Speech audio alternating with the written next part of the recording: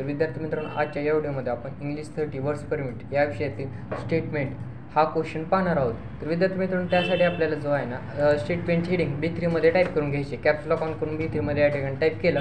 त्यानंतर B5 वरती यायचं. B5 वरती सिरियल नंबर. त्यानंतर C5 वरती पर्टिक्युलर टाईप करायचं. D5 2002, E5 2003, पुन्हा F5 2004. या ठिकाणी आपल्याला क्वेश्चन पेपरमध्ये जसं दिलं आहे त्या ठिकाणी असं आपल्याला या ठिकाणी टाईप करून घ्यायचं आहे. टाईप झाल्यानंतर आता आपल्याला काय करायचं आहे, या ठिकाणी हे जे कॉलम्स आहेत हे अंदाजे वाढवून घ्यायचे आहेत. आता C कॉलम सिलेक्ट करायचं आहे, याला अंदाजे या ठिकाणी वाढवून घ्यायचं. पुन्हा D, E, F तिन्ही सिलेक्ट करायचे. या तिन्हीला या ठिकाणी सिलेक्ट करून अंदाजे वाढवून घ्यायचं. एक कॉलम वाढवला, तिन्ही सेम साईजचे या ठिकाणी वाढतात. पुन्हा त्यानंतर आता आपल्याला काय करायचं, सिरियल नंबर पर्टिक्युलर्स 2002, 2003 आणि 2004 हे सिलेक्ट करायचे. यांना सेंटर अलाइनमेंट देऊन यांना बोल्ड करायचं. त्यानंतर सिरियल नंबर आपण टाईप केलं ते यांना सेंटर अलाइनमेंट द्यायची. पुन्हा पर्टिक्युलर्स हे सिलेक्ट करायचे. यांना काय करायचं, आपल्याला लेफ्ट अलाइनमेंट द्यायची. पुन्हा त्यानंतर हे जे आपण नंबर्स टाईप केलं ते यांना या ठिकाणी राईट अलाइनमेंट द्यायची.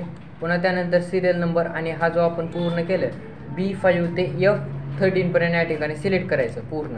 पुन्हा त्यानंतर सिलेक्ट केलं, याला ऑल बॉर्डर ही कमांड अप्लाय करायची. पुन्हा त्यानंतर जो आपला B3ला आपण काय केलं ते स्टेटमेंट हेडिंग टाईप केलं ते. पुन्हा त्यानंतर B3 ते आपला F3 पर्यंत आपला काय स्टेटमेंट आहे, त्यामुळे आपण B3 ते F3 पर्यंत सिलेक्ट केलं.